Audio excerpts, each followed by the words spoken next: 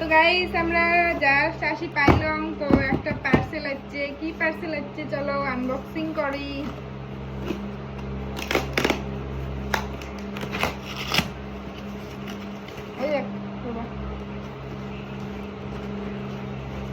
ये देखो ये क्या है बाबा शायद